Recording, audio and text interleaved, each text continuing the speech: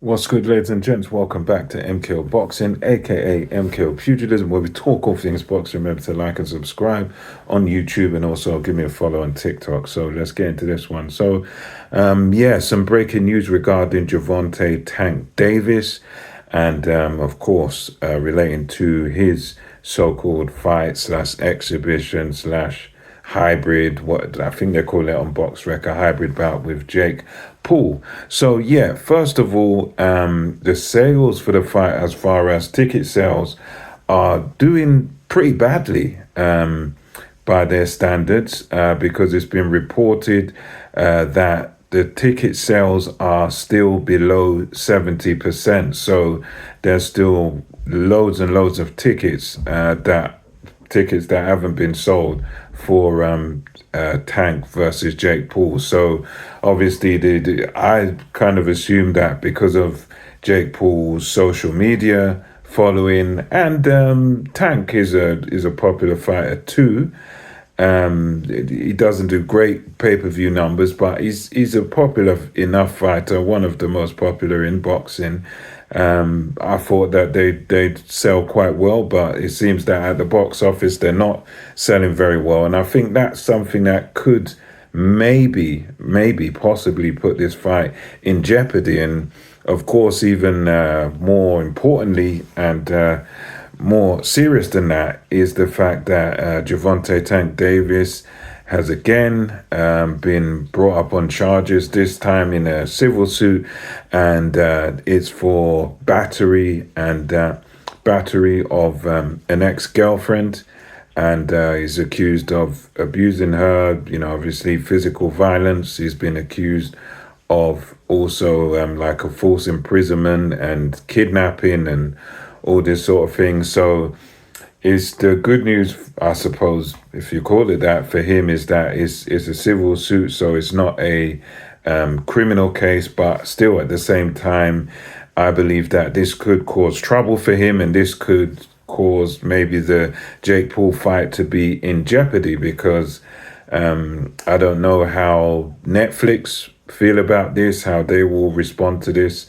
because they might not want to be sort of associated with someone who's been in having these recent allegations, someone who's been accused of such things. Because with Gervonta Tank Davis, this is like, I don't know how many times, it's probably 9, 10 times in recent history that he's been brought up on these sort of charges, and it's always for these things like abusing women or attacking women, accused of punching a woman or this, that, and the third. And it's becoming one of these things now that's just very repetitive when it comes to Gervonta Davis. And in a sense, I always like to think, well, give someone the benefit of the doubt, or I think innocent till proven guilty. That's a good stance to take, and you never really know with these cases. Only he and the girlfriend really know what happened. But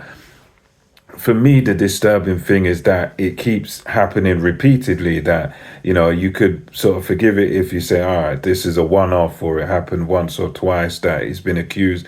But this guy has been imprisoned, he's been accused and been charged with this stuff like so many times, like about, 9, 10 times.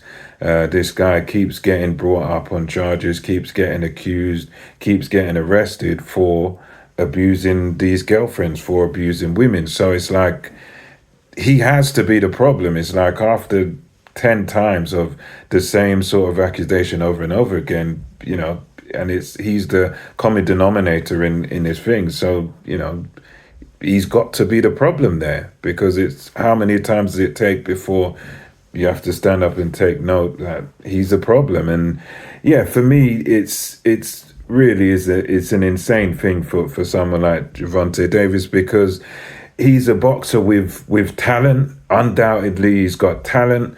He's got the skills. He's got the ability to possibly be the best at his weight at 135 pounds. But he just seems determined to throw it all away. And I'm one that critiqued him for not taking on the best in his division, not taking on Teofimo Lopez back in the days, and even George Kambosos when he got the belts.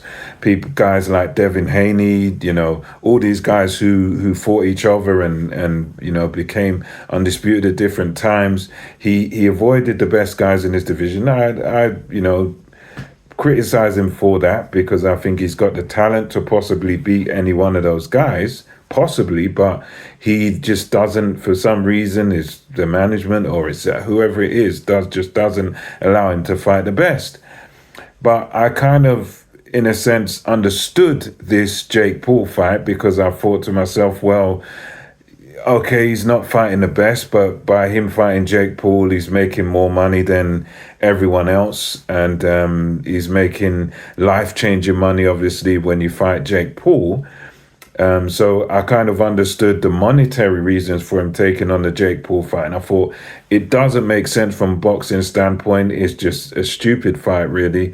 But at least the guy's getting his money. But now, with him going in for all these domestic abuse case thing now, even this Jake Paul thing could be messed up. It could be in jeopardy because, as I said, who knows what Netflix think of this? I don't know, but it can't be a good thing. And also with the ticket sales not being great, obviously with Davis not really doing much by way of promotion, it's just been a couple of press conferences and it's been, the fight sort of thing's been quiet now.